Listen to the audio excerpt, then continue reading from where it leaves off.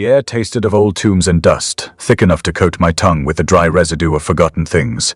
I traced the moon's sickly path across the diary's vellum page, watching the ink already appearing under the pale glow spread like frost on glass. It had begun as a single word, then a sentence, now full phrases that vanished when I looked away, leaving only the ghost of meaning. The grinding of coffee beans in the mortar beside me was a steady, rhythmic counterpoint to the scratching inside the wall. Foo, thump, grind, thump, grind too, matching my pulse. I'd measured the sound against my own heartbeat earlier, confirming the correlation. It was deliberate, not random. Fumph, fump, fump, fund, like something was learning my rhythm. I scraped a fingernail against the plaster, cold and rough as broken bone. A hairline fracture split the surface, pulsing faintly, as if the wall itself were breathing. I pressed my palm against it, feeling the vibration travel up my arm. The scratch became a rasp, then a wet, tearing sound, like paper tearing in slow motion. Hair up! The sound echoed in the hollow hallway behind me, though I knew the corridor was empty.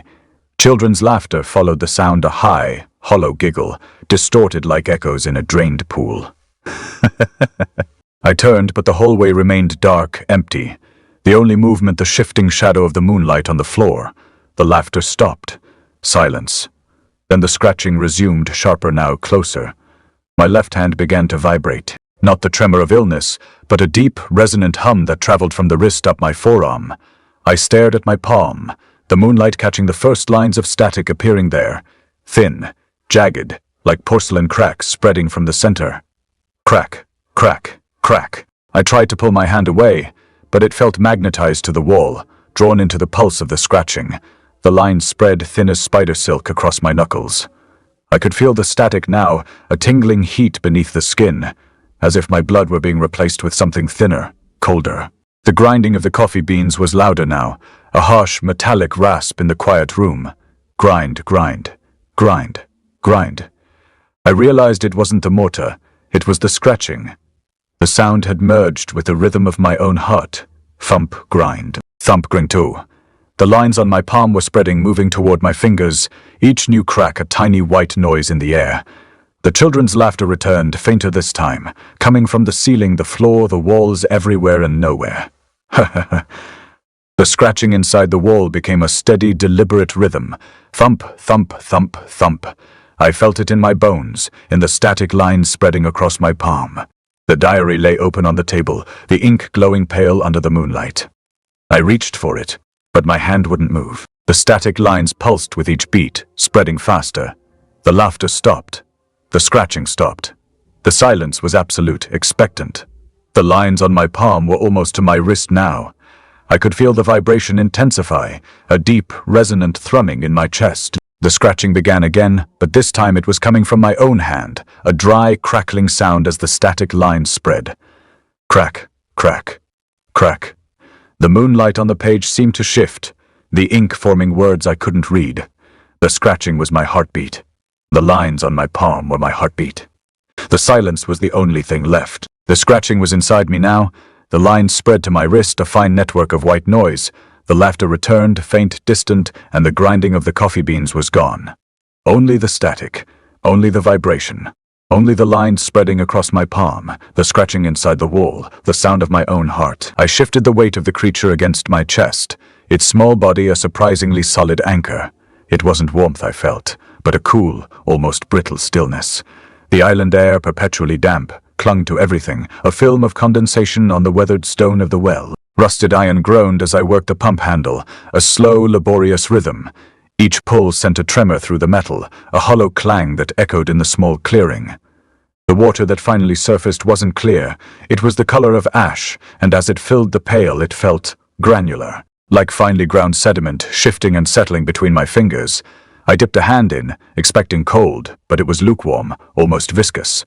The particles moved against my skin, not smoothly, but with a faint internal friction, a texture like pulverized bone. The creature's vibration against me intensified, a subtle hum that resonated through my ribs. It wasn't a vocalization, not exactly, but a deep internal resonance that seemed to synchronize with the pump's labored wheezing. I glanced down. Its eyes, always unsettlingly bright, seemed to absorb the pale moonlight, reflecting nothing back. They were the color of glacial ice, utterly devoid of warmth. It pressed closer and I felt a strange pressure against my side, as if something was trying to hollow me out. My right shoulder ached. Not a muscle ache, but a hollow sensation, a void beneath the skin. I dismissed it as a consequence of the illness, the slow erosion of my body. But the feeling persisted, growing with each pump of the well. I lowered the pail, the ash-colored water sloshing over the rim. The sensation in my shoulder intensified, spreading outwards, a numbness that crept down my arm. I touched the spot, expecting flesh, but my fingers met something. Absent, the hollow space seemed to expand, resonating with the pump's rhythm. A low thrumming vibrated through my bones, a dissonance against my heartbeat. I tried to ignore it, to focus on the task, but the feeling was undeniable. It wasn't trying to me my shoulder, it went to a shoulder, or rather, my shoulder was becoming something else, something empty. A dry, crackling sound reached my ears, layered beneath the pump's groaning. It wasn't the sound of twigs snapping. It was more brittle, more structural, the sound of something splitting, but from within. I turned my head, scanning the perimeter, but the clearing remained empty, shrouded in the perpetual twilight of the island. Then, a new sound joined the chorus, sent a faint, high-pitched distortion, like a recording played on a damaged tape. The children's laughter. It wasn't joyful. It was fractured, echoing, as if bouncing off the inside of a cavern. I lifted my gaze to the trees, their branches skeletal against the pale sky. The laughter seemed to emanate from them, weaving through the leaves, a chorus of ghostly voices. I lowered my eyes back to the pail and the water. The granular texture was more pronounced now, the particles clinging to my skin, grinding against each other with the slightest movement. I flexed my fingers, and a faint, static crackle filled the air. The creature shifted again, pressing its weight against my chest. The hollow in my shoulder felt larger now, a gaping emptiness that resonated with the laughter. I could feel the static building, a cold, tingling energy that radiated outwards, numbing my arm. It wasn't a physical sensation, but a distortion of perception. The world around me seemed to flicker, the edges of my vision blurring. The crackling sound intensified, and I realized it wasn't coming from the trees. It was coming from fully within me.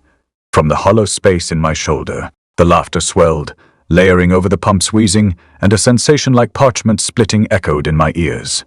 The sensation wasn't in my ears, though. It was inside my bones. I understood, with a sickening clarity, the purpose of this creature. It wasn't a companion, it was a tether, a fragile barrier against the emptiness that threatened to consume me. To abandon it even for a moment was to invite the void to fill the hollow space, to become one with the static, to dissolve into the fractured laughter. I tightened my grip, my fingers digging into the creature's side.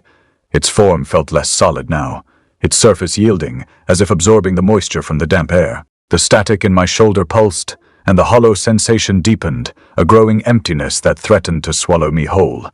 The creature's form was becoming less defined, its surface porous, and I could feel the static leaking out, filling the hollow space. I held the diary open, angling it to catch the pale spill of moonlight, not for reading, not precisely, but for observation. My reflection stared back, gaunt and brittle, the hollows of my cheeks deepening with each passing day. But it wasn't my face that held me captive. It was the subtle tracery that had begun to bloom across my spine, visible even through the thin fabric of my shirt. Lines of static, not the harsh, flickering static of a broken signal, but something woven into the flesh. Pale, silver threads etching themselves onto my vertebrae, I wrote. The pen scratching across the parchment, the sound a dry rasp in the silence. The walls are not fracturing, they are becoming. The creature nestled against my chest, shifted its weight, a cool pressure like a smooth stone. It hadn't moved in hours, hadn't vocalized, hadn't even blinked. Just a silent, unwavering presence. I ran a hand over its flank, the fur surprisingly smooth, almost polished. It felt less like animal and more like porcelain. A fragile vessel, the laughter it had grown. No longer a distant echo, but a chorus of fractured voices that seemed to resonate within the bones of the island. A brittle, skipping sound like a phonograph needle catching on a groove. I lowered the diary, and the laughter intensified, swirling around me. A vortex of sound. It wasn't directed toward me, but went through me. I glanced down at my feet, the floorboards cold and damp beneath my bare soles, and then I saw it, my left foot, hovering, not by much, barely an inch, but undeniably detached from the ground. A slow, deliberate lift, as if released from a hidden mechanism. My leg remained stiff, unyielding. A strange luminescence emanated from the ankle, a sickly pearlescent glow that pulsed with the rhythm of the laughter. I tried to lower it, to force it back to earth, but my muscles wouldn't respond. The effort sent a jolt of pain through my spine, and the static lines flared, burning beneath my skin. It felt like a network of ice spreading through my nervous system, freezing my limbs, disconnecting me from my own body. The sound changed. The laughter didn't stop, but it was overlaid with a new texture, a delicate, brittle fracturing, like dry leaves crumbling in the wind, or parchment splitting.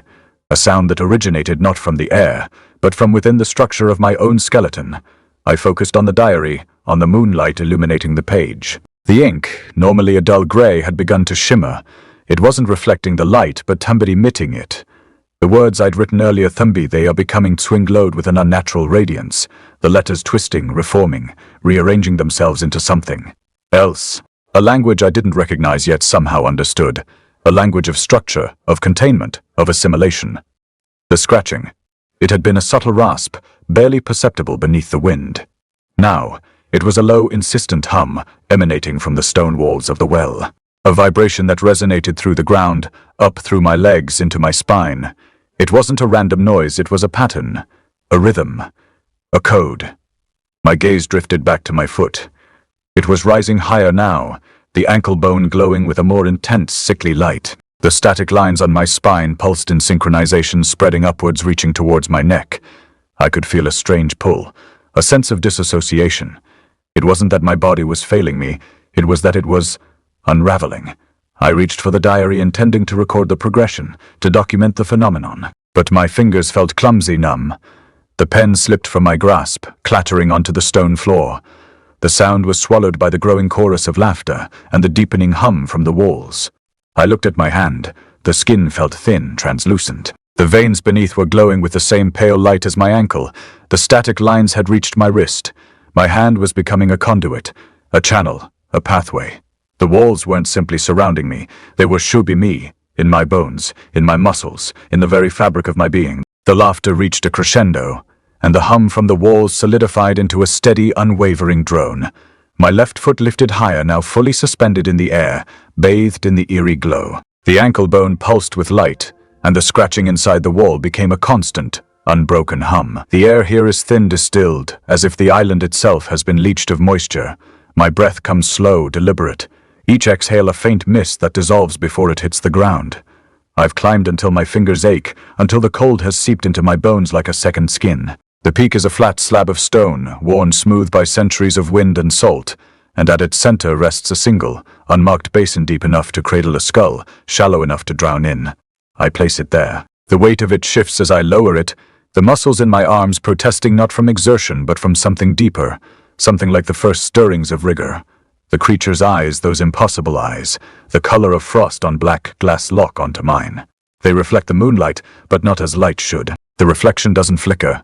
It twin breathes, see? A slow, rhythmic pulse, like the afterimage of a dying ember. I reach for my ear. The lobe is cool to the touch, but not the cold of winter, not the cold of death.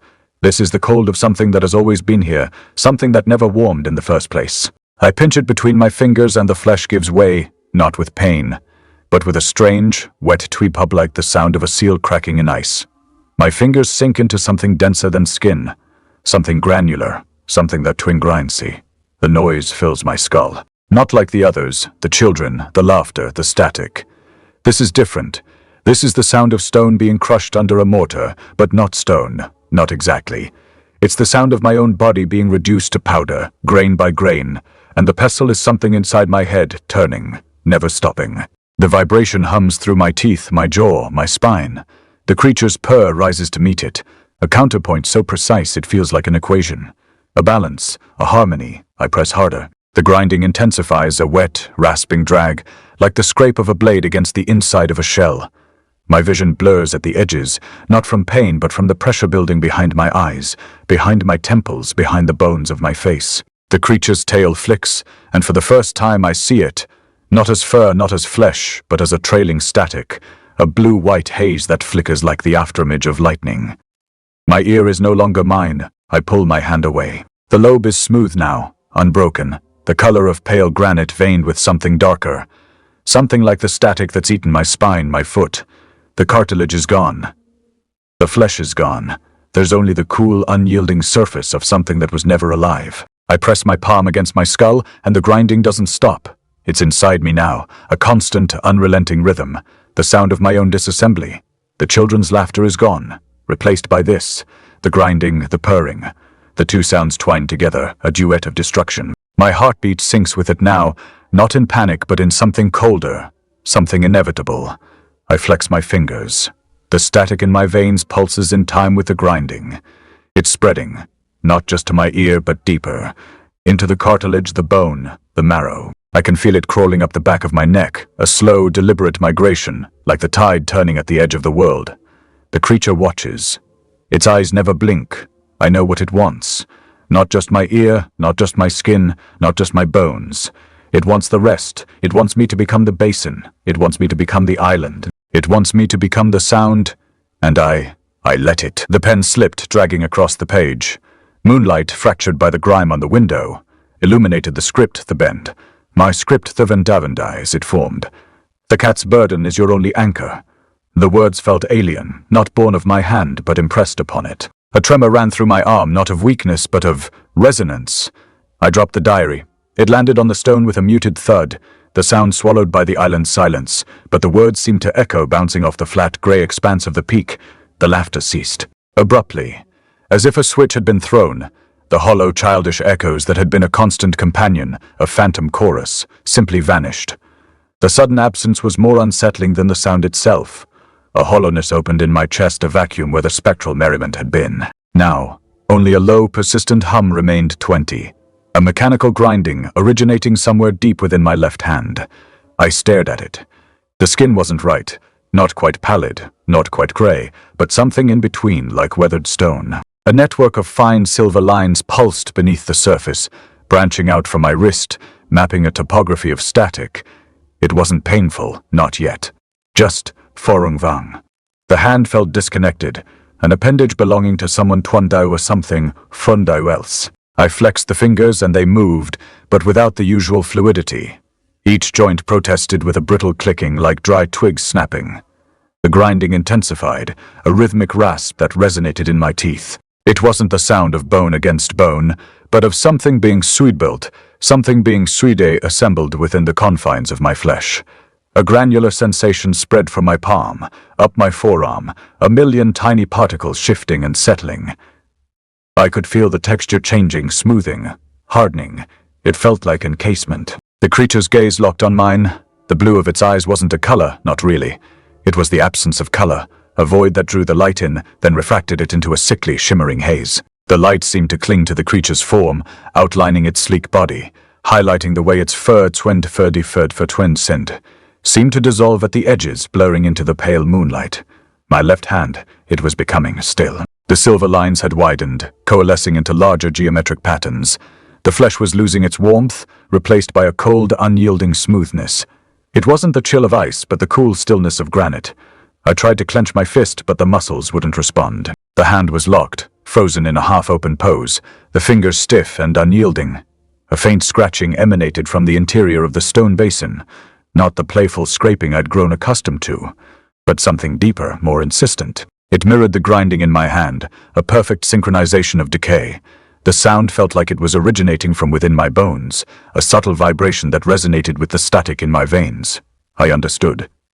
The diary wasn't a warning. It wasn't a chronicle of past events. It was a map, a blueprint, a set of instructions. The cat's burden wasn't about protection. It was about conversion.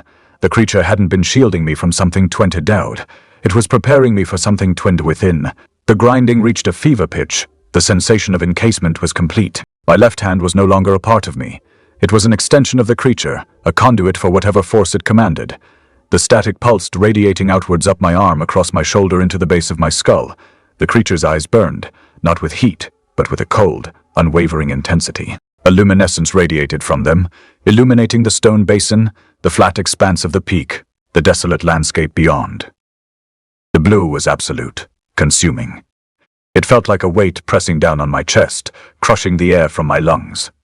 My left hand was completely static now. The flesh had vanished, replaced by a seamless expanse of polished grey stone. The silver lines had faded, leaving only a faint geometric pattern etched into the surface. It wasn't a hand anymore. It was a sculpture, a monument. A fragment of something ancient and alien. The scratching from within the stone basin grew louder, a frantic, desperate sound, as if something was trying to break free. But it wasn't the sound of something trying to escape. It was the sound of something joining. The biscuit was still warm when I lifted it from the stone plate. The air smelled of salt and something faintly metallic, like the inside of an old battery. I brought it to my mouth, the edges crumbling at the slightest pressure. My teeth met resistance first, a brittle snap, then the sound of 1,000 grains shifting. The texture wasn't flour, not anymore. It was the sound of wet parchment being torn, but without the wetness, just the dry, frantic scratching of something dissolving. I swallowed. The taste wasn't grain or sugar or even the bitter residue of old coffee. It was the taste of a slow, deliberate unraveling, the kind of sound you'd hear if you pressed your ear to a wall and listened to the house exhale. The biscuit didn't pass. It lingered in my throat, then in my mouth, grinding against itself in time with my pulse. A rhythmic, insistent twivend, like a machine calibrating its own rhythm. My heartbeat wasn't the problem. The problem was that my heartbeat had become the machine. The children's laughter had stopped, not faded, not softened, just frequentine, as if someone had turned off a switch. The silence that followed wasn't empty. It was full of the sound of my own breath, ragged and uneven, and the low, wet tweed seed of something drying in the corners of the room. The diary lay open on the stone, its pages glowing faintly under the sickly light. The ink hadn't moved since I last looked, but the words had changed. They weren't written in my hand anymore. They were carved into the paper, black lines that pulsed like veins, and the tongue is the first to yield. I touched my tongue with the tip of my finger. It was still there, still feminine. But when I pressed harder, it didn't resist. It rolled beneath my touch like a living thing, slick and heavy, and then detached dead. Not with pain, not with a scream, but with the quiet, inevitable weight of a leaf falling from a branch in autumn. It didn't hit the stone.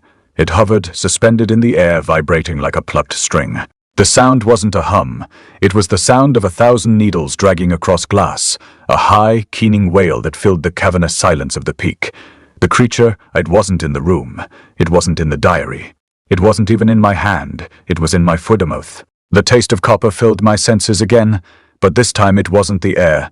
It was the metallic tang of my own saliva, thick and slow, pooling at the back of my throat.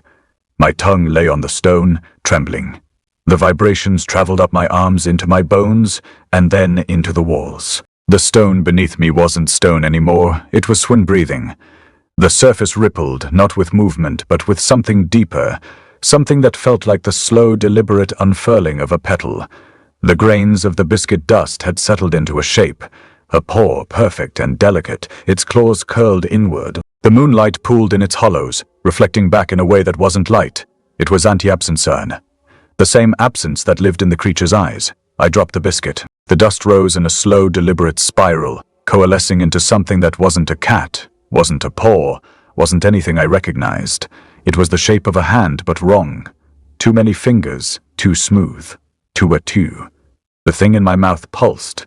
My tongue twitched. The grinding intensified, a deep, resonant triven thrum that vibrated through my skull, through my teeth, through the stone beneath me.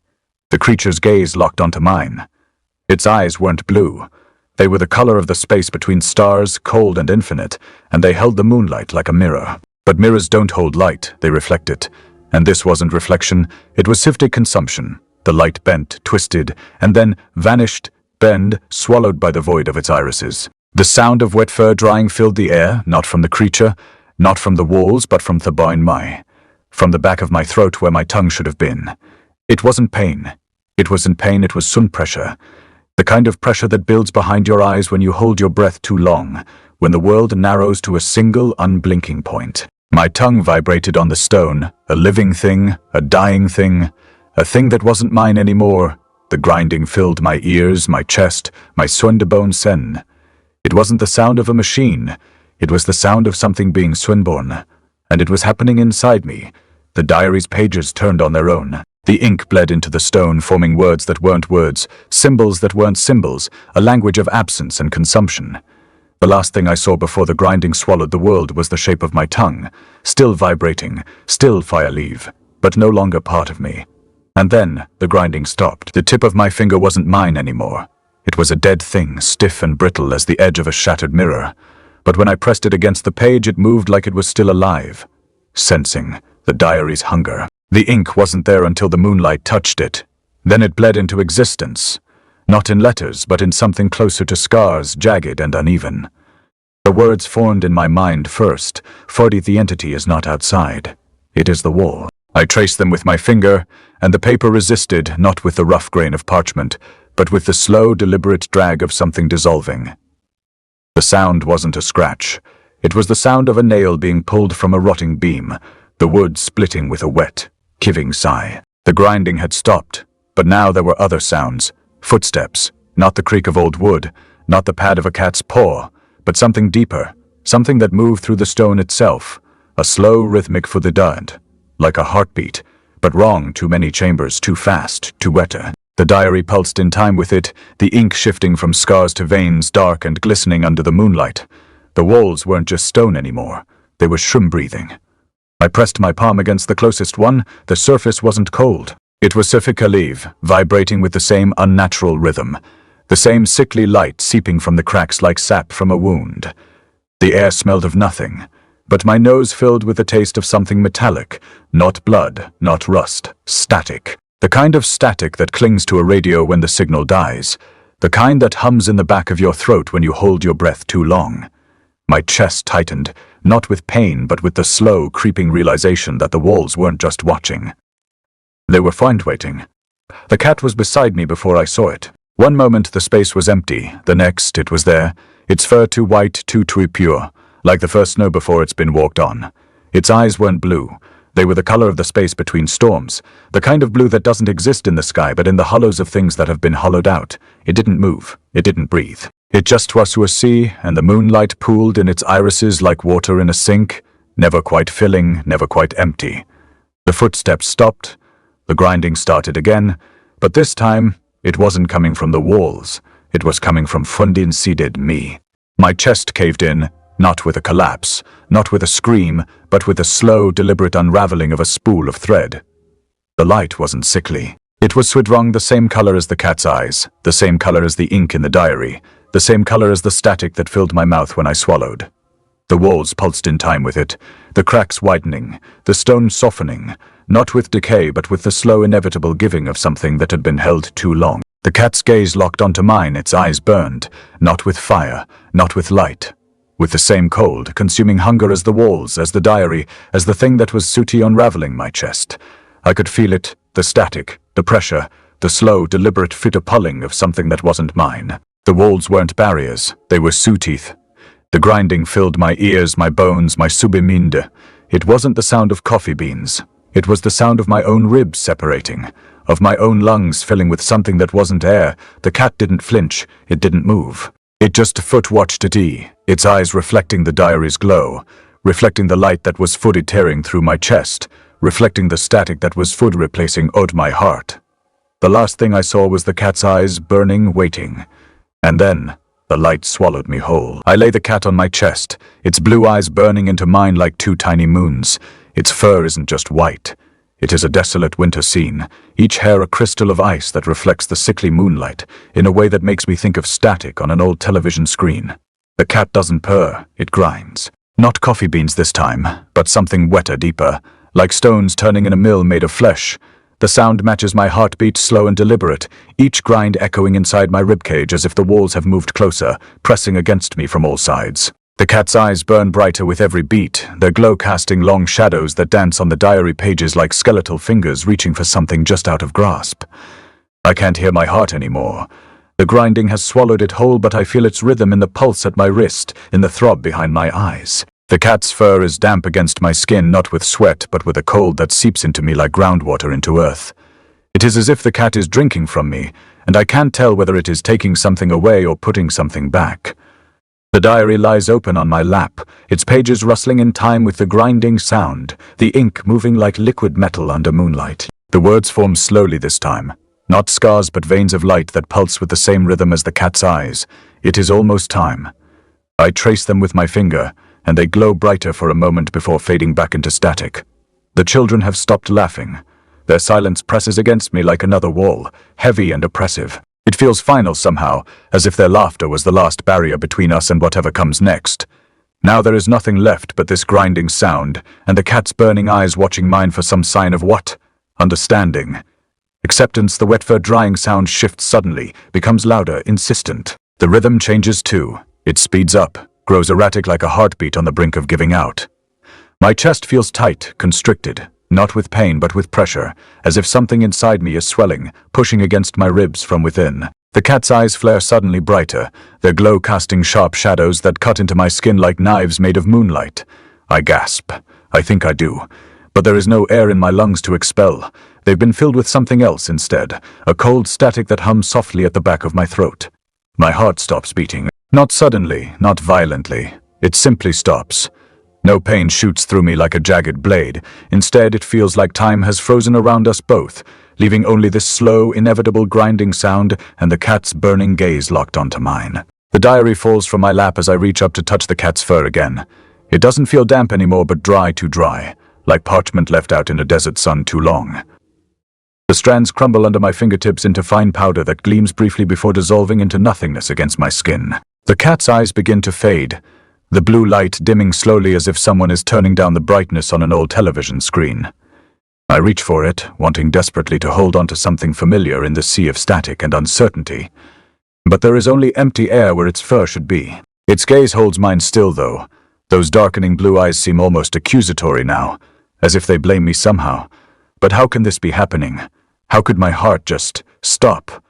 I try to breathe, but it feels like breathing underwater. Each breath is an effort against the weight of something unseen pressing down on me. The diary lies open at my feet, its pages rustling softly with every labored breath I take. Why? Don't. They seem to whisper, for just let go, and maybe that is what this thing wants, to replace me entirely until there is nothing left but walls and static and burning eyes watching over an empty island forever. But if it thinks it can just take everything from me without a fight, then it doesn't know who Jack Wagner really is.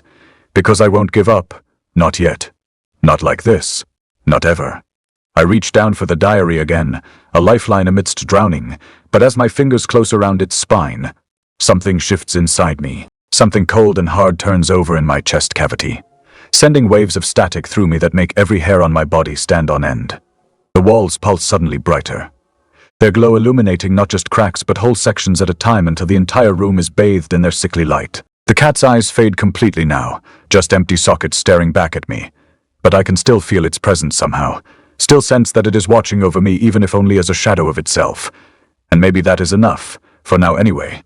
To know we're not alone here after all, because whatever happens next, whatever this thing tries to take from us both, well, it'll have to go through me first. The weight of it was wrong, not painful, not exactly, but fundamentally wrong.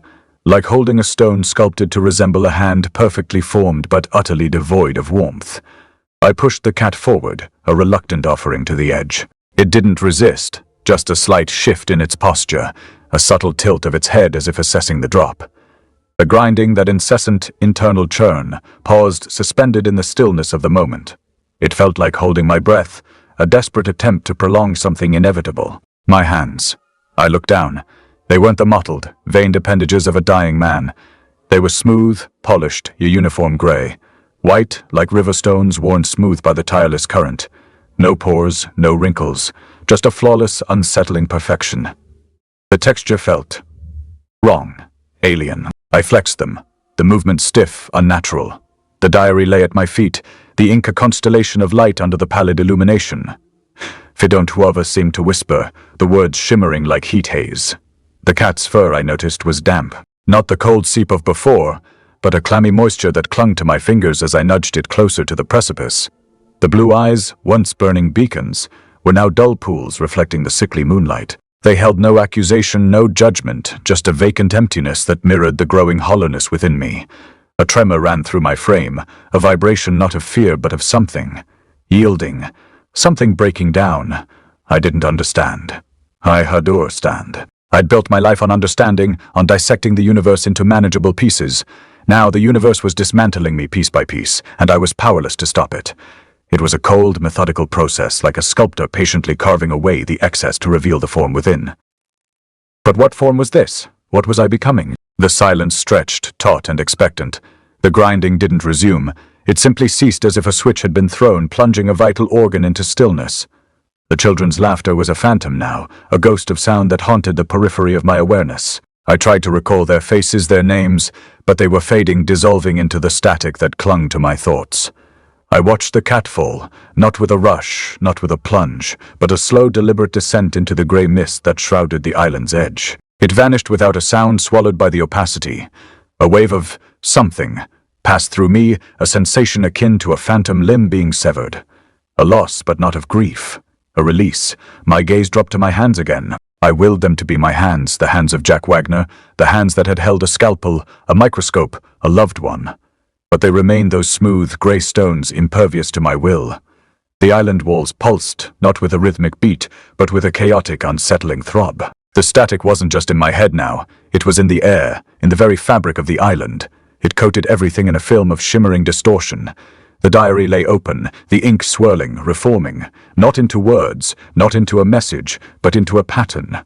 A complex geometric design that seemed to shift and writhe before my eyes. Then, slowly, agonizingly, the ink began to coalesce, to arrange itself into faces. Hundreds of faces, all identical, all blank, all staring out from the page. And within those faces I saw them, the cat's eyes replicated endlessly, forming a mosaic of vacant blue. The realization hit me with the force of a physical blow. I wasn't becoming something, I was something, a component, a brick in the wall, the island itself. The static wasn't an invasion. It was the foundation. The children's laughter hadn't ceased. It had been absorbed, integrated, transformed into the island's hum. I tried to speak, to scream, to protest, but no sound emerged. My vocal cords felt like polished stone, incapable of vibration. My lungs felt wrong, not filled with air, but with the same static that permeated the island. I reached down to touch the diary, to grasp at the last vestiges of my former self. But my hand passed through it, solid and unyielding. The ink on the diary rearranged itself again, forming a single, stark phrase, "for complete." And I understood. The island wasn't a place, it was a being. A colossal, silent entity composed of static and stone. And I was now an integral part of its form. My memories, my thoughts, my very essence were being subsumed, dissolved into the collective consciousness of the island. I looked out at the horizon, at the grey mist that blurred the line between sea and sky. I saw not a landscape, but a pattern. A vast, intricate design of stone and static, stretching out into infinity. And I saw reflected in that pattern my own face, or rather the face of the wall. Smooth, grey, and utterly devoid of expression. The last vestiges of Jack Wagner faded, dissolved into the island's hum.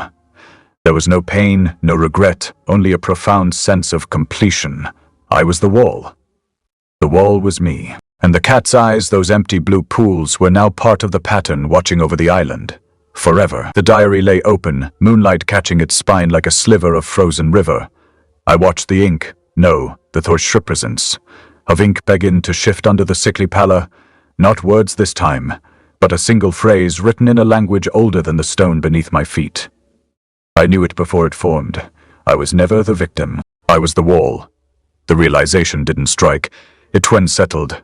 Like a stone sinking through water, I flexed my fingers against the floor, but there was no resistance, no texture. Just the cool, smooth stone, accepting. The grinding started again, but it wasn't the coffee beans. It was deeper, rougher, the sound of stone yielding to itself. I tried to remember what it felt like to be separate, but the memory was already dissolving, like ink in rain. The diary's ink began to seep into the floor, not pooling but flowing, as if the stone itself was drinking it. I reached down to stop it, to hold onto the last vestige of Jack Wagner, but my hand passed through the page as if it was smoke.